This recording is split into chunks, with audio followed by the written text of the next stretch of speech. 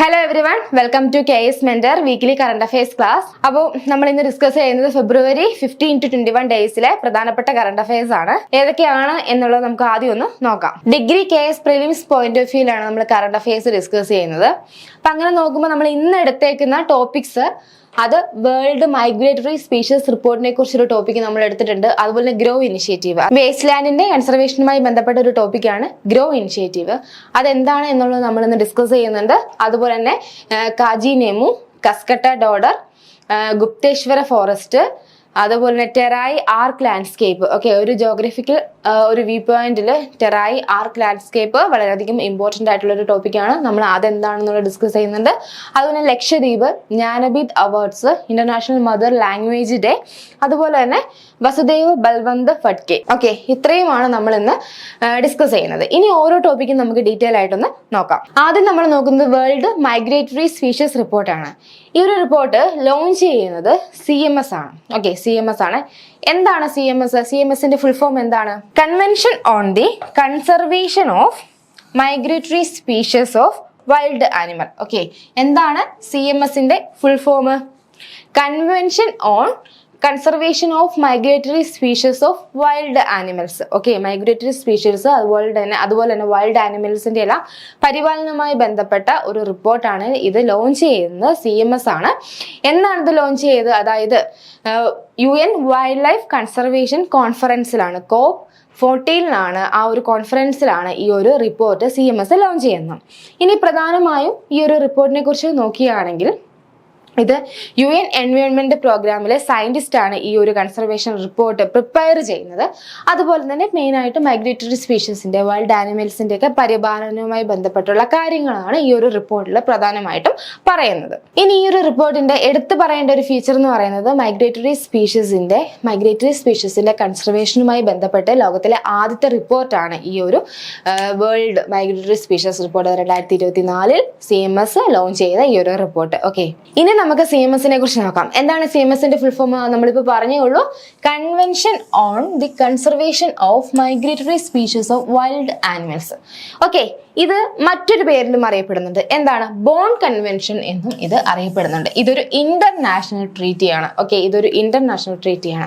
അപ്പോൾ മറ്റൊന്നുമല്ല, അതായത് മൈഗ്രേറ്ററി സ്പീഷീസ് ആയിട്ടുള്ള വൈൽഡ് ആനിമൽസിന്റെ കൺസർവേഷന് വേണ്ടിയിട്ടുള്ള ഒരു ഇൻസ്റ്റിറ്റ്യൂഷനാണ് CMS എന്ന് പറയുന്നത്. ഓക്കെ, ഒരു കൺവെൻഷനാണ് CMS എന്ന് പറയുന്നത്. അത് അറിയപ്പെടുന്ന മറ്റൊരു പേരാണ് ബോൺ കൺവെൻഷൻ എന്ന് പറയുന്നത്. അതേപോലെ തന്നെ ഇന്ത്യ ഇതിൽ എന്താണ്? 1983 മുതൽ കക്ഷിയാണ്. ഓക്കെ, 1983 മുതൽ എന്താണ്? ഇന്ത്യ ഇതിന്റെ ഭാഗമാണ്.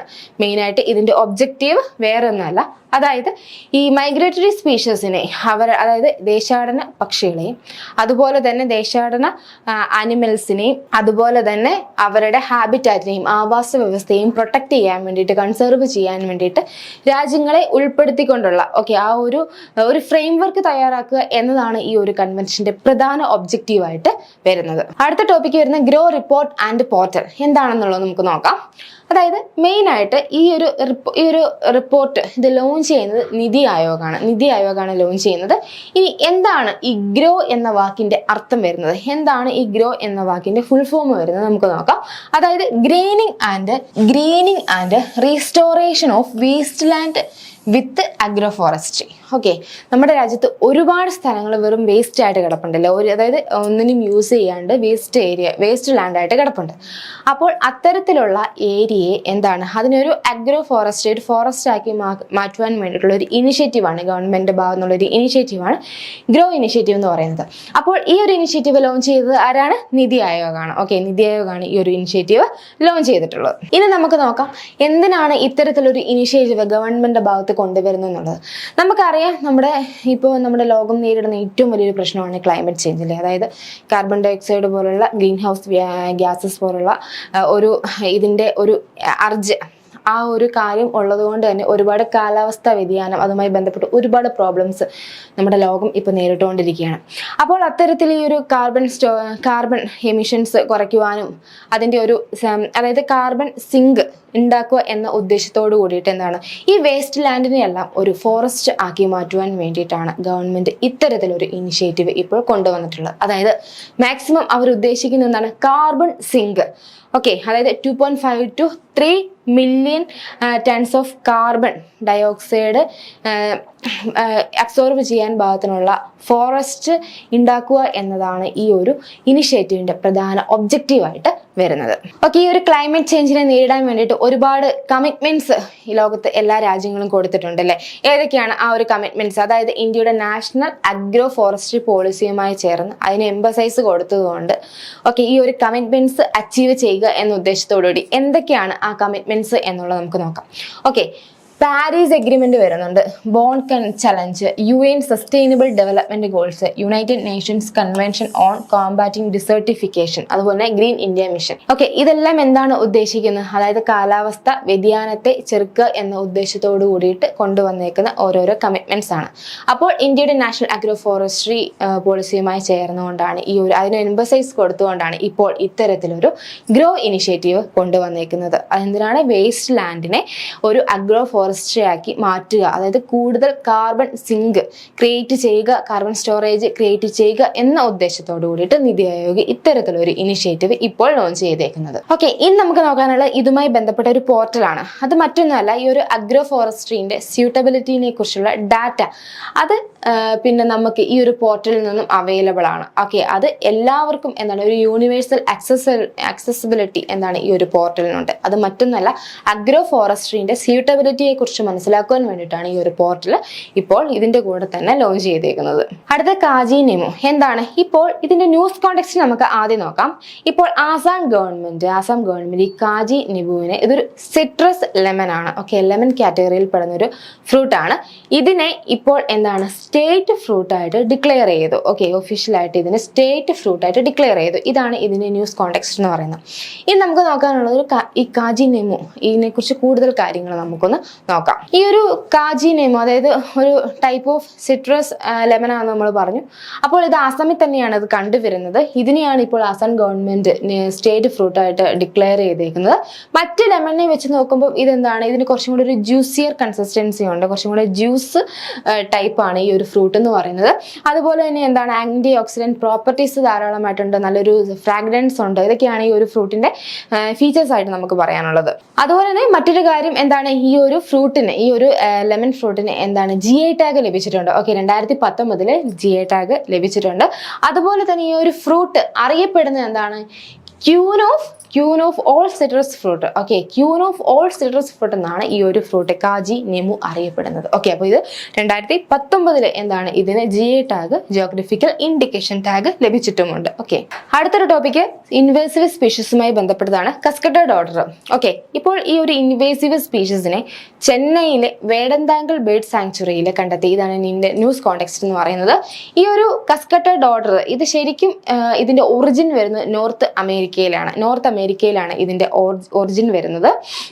അപ്പോൾ ഈ ഒരു പിന്നെ എന്താണ് ഈ ഒരു കസ്കട്ടഡ് ഓർഡറിനെ ഇപ്പൊ വേഡന്താങ്കൽ ബേർഡ് സാങ്ച്വറിയിലെ പക്ഷി സങ്കേതത്തിൽ കണ്ടെത്തി. ഇത് അവിടെയുള്ള നേറ്റീവ് സ്പീഷീസിന് എന്താണ് ഫോറസ്റ്റ് സ്പീഷീസിന് വളരെയധികം ഹാർംഫുൾ ആണ്.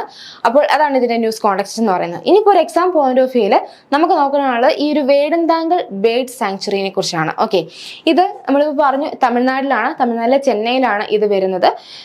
ഏറ്റവും ഓൾഡസ്റ്റ് വാട്ടർ ബേർഡ് സാങ്ച്വറി ആണ്. Okay, oldest water bird സാങ്ച്വറിയാണ്.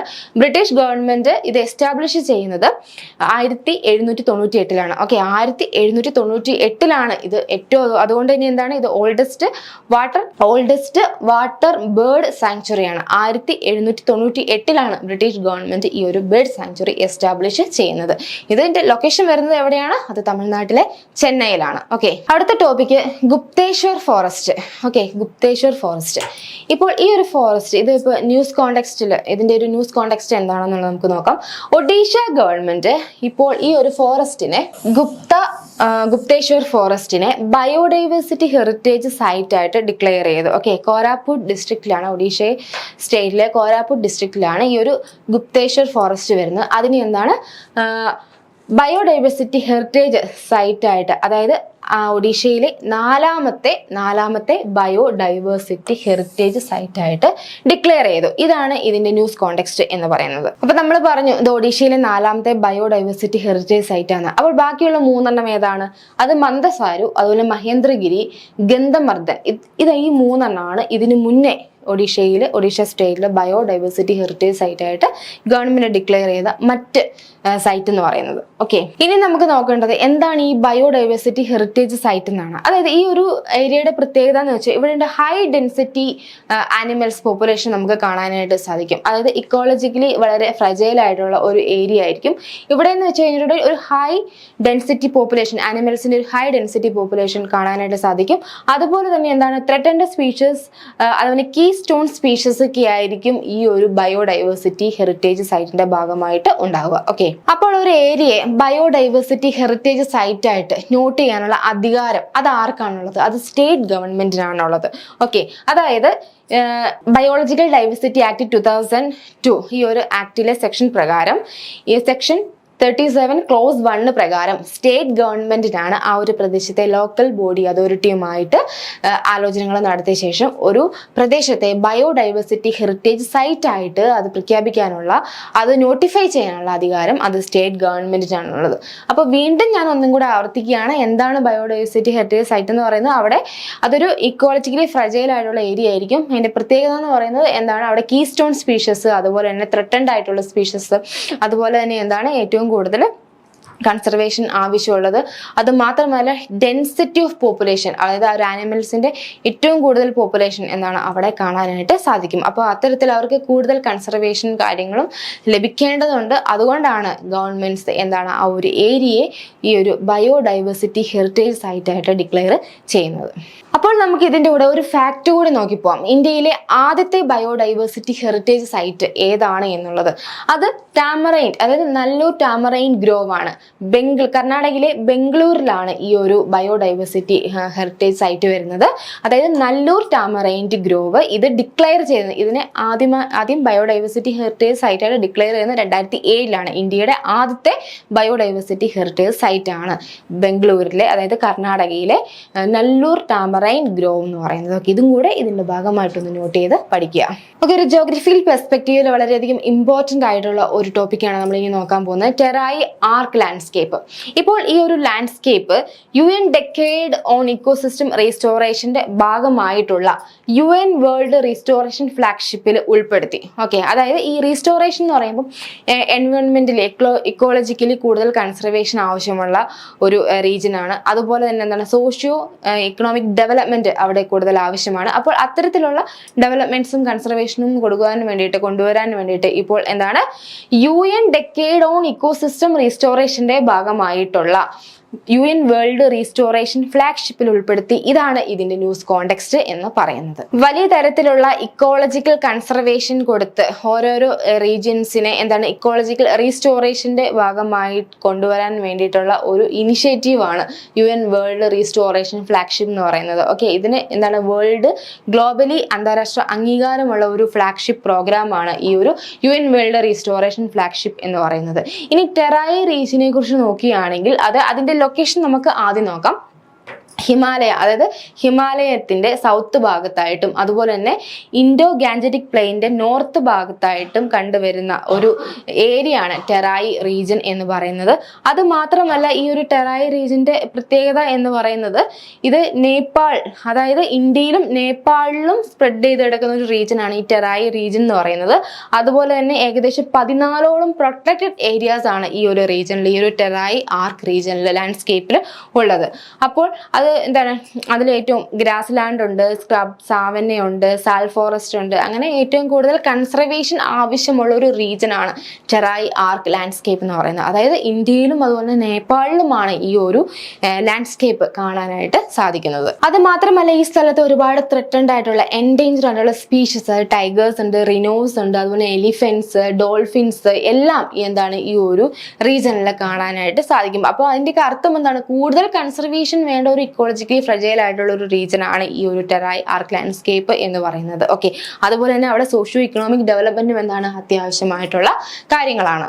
ഇനി നമുക്ക് ഇതിന്റെ ഭാഗമായിട്ടുള്ള ടെറായി ആർക്ക് ലാൻഡ്സ്കേപ്പ് ഇനിഷ്യേറ്റീവിനെ കുറിച്ച് നോക്കാം.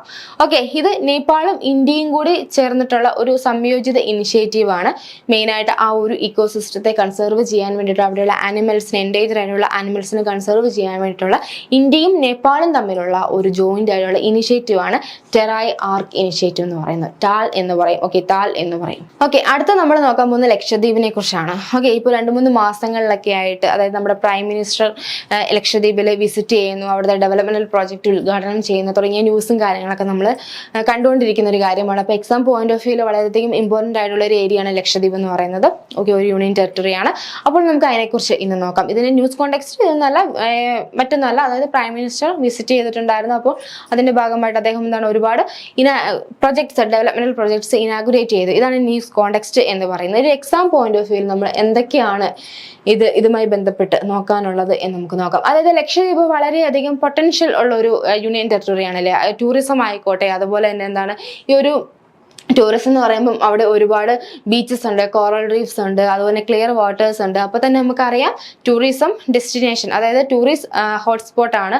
അതുപോലെ തന്നെ എന്താണ് ഇത് വ്യാപാര ബന്ധങ്ങളിൽ വളരെയധികം, വ്യാപാര കാര്യങ്ങളിൽ വളരെയധികം ഇമ്പോർട്ടൻ്റ് ആയിട്ടുള്ള ഏരിയ ആണ്. കാരണം ഇതിന്റെ പ്രത്യേകത എന്ന് പറയുന്നത് ഇന്റർനാഷണൽ ഷിപ്പിംഗ് റൂട്ട്സിന്റെ ഏകദേശം അടുത്തായിട്ടാണ് ഈ ഒരു ലക്ഷദ്വീപിന്റെ ലൊക്കേഷൻ വരുന്നത്, ഈ ഒരു യൂണിയൻ ടെറിട്ടറിയുടെ ലൊക്കേഷൻ വരുന്നത്. അതുകൊണ്ട് എന്താണ് ലൊജിസ്റ്റിക് ഹബ്ബാണ്.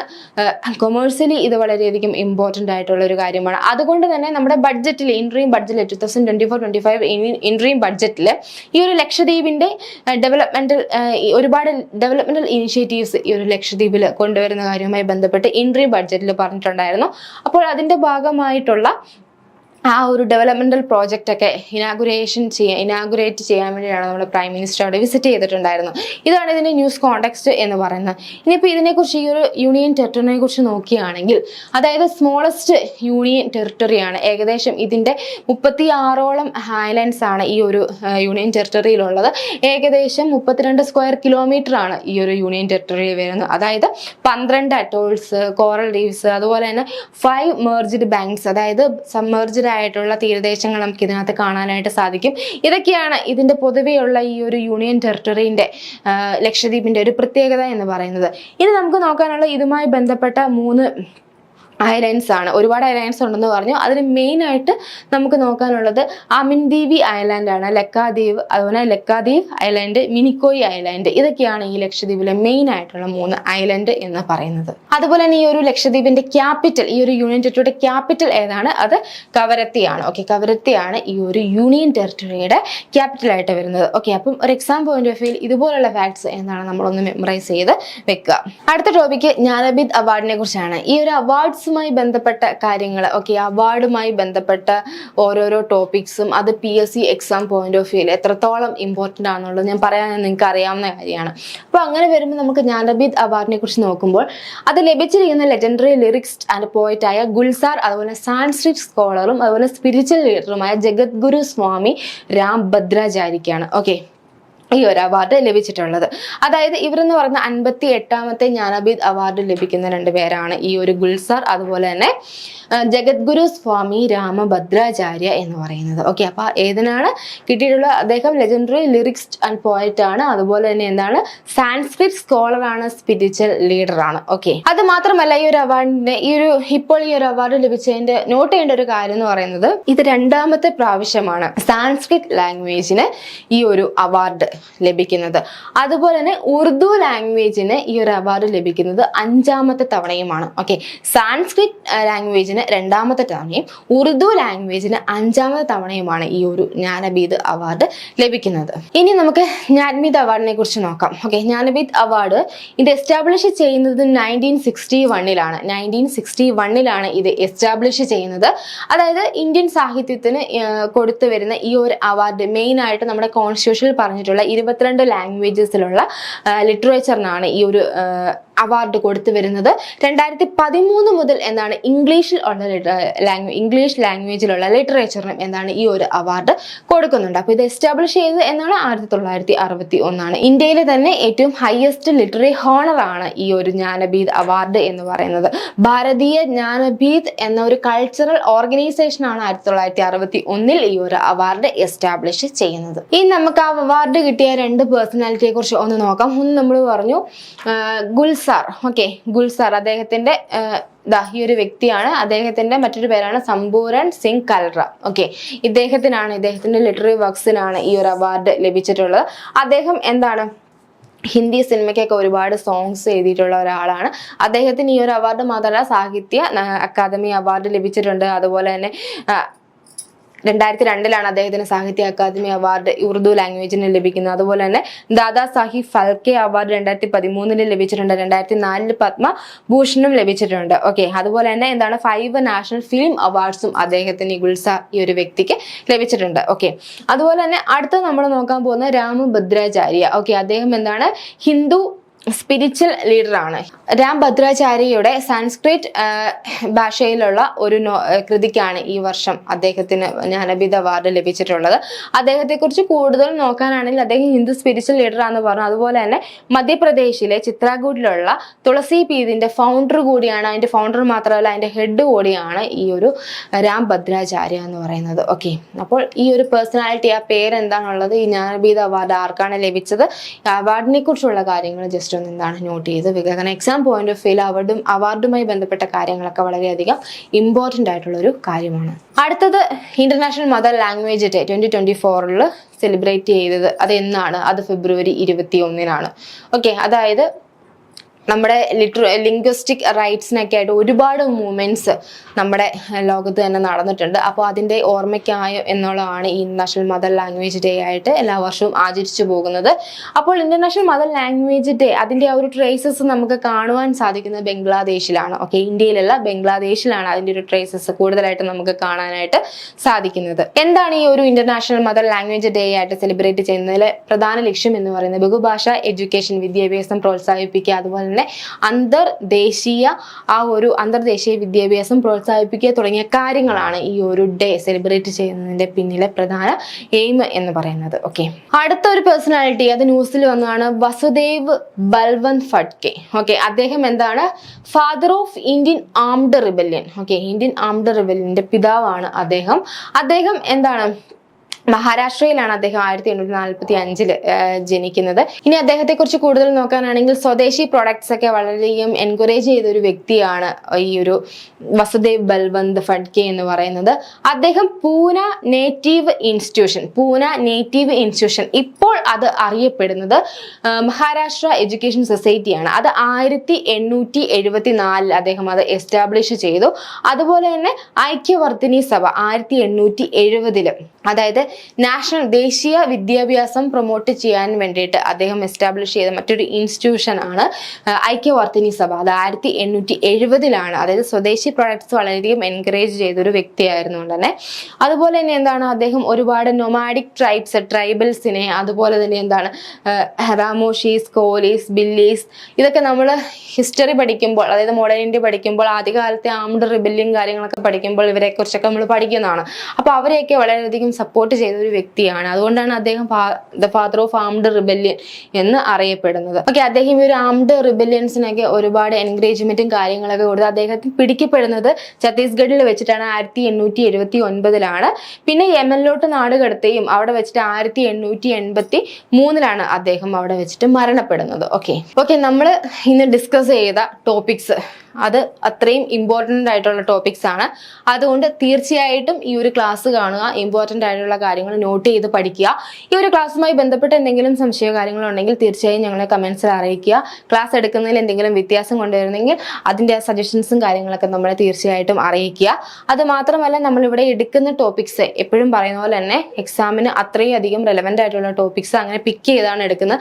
ആ ഒരു രീതി ഫോളോ ചെയ്യുന്നതുകൊണ്ട് തന്നെയാണ് 5ൽ ഒരാൾക്ക് സർക്കാർ ജോലി ഉറപ്പിക്കാൻ KS മെൻറ്റർ സാധിച്ചു. റിസൾട്ടിൽ പോലും നമുക്ക് കമ്പനി ബോർഡിലും അതുപോലെ തന്നെ യൂണിവേഴ്സിറ്റി അസിസ്റ്റന്റിലും റിസൾട്ട് ഉണ്ടായിട്ടുണ്ടായിരുന്നു. അപ്പോൾ നമ്മുടെ റിസൾട്ട് നിങ്ങൾക്ക് ഇവിടെ നോക്കിയാൽ നമുക്ക് കാണാൻ പറ്റും. അപ്പോൾ അത്രയധികം വളരെ ഡെഡിക്കേറ്റഡ് ആയിട്ടുള്ളൊരു റിസർച്ച് ടീമാണ് ഞങ്ങൾക്കുള്ളത്. അപ്പോൾ അവരുടെ ആ ഒരു എഫേർട്സ് അത് നമ്മൾ ഈ ക്ലാസ്സുകളിലൂടെയും ഒക്കെ നിങ്ങളിലോട്ട് എത്തിക്കുന്നുണ്ട്. അപ്പോൾ കൃത്യമായി നമ്മുടെ ക്ലാസ്സുകൾ ഫോളോ ചെയ്യുക. അതുപോലെ കൂടുതൽ ക്ലാസ്സുകൾ കാണുവാൻ വേണ്ടിയിട്ട് KS മെൻറ്റർ ചാനൽ സബ്സ്ക്രൈബ് ചെയ്യുക. ചെയ്യാത്തവരുണ്ടെങ്കിൽ സബ്സ്ക്രൈബ് ചെയ്യുക. ക്ലാസ്സുകൾ ഇഷ്ടപ്പെട്ടാൽ അത് ഫ്രണ്ട്സിന് ഷെയർ ചെയ്യുക. അപ്പോൾ കൂടുതൽ കറണ്ട് അഫയേഴ്സ് ഫാക്ട്സുമായിട്ട് നമുക്ക് നെക്സ്റ്റ് വീഡിയോയിൽ കാണാം. Okay, thank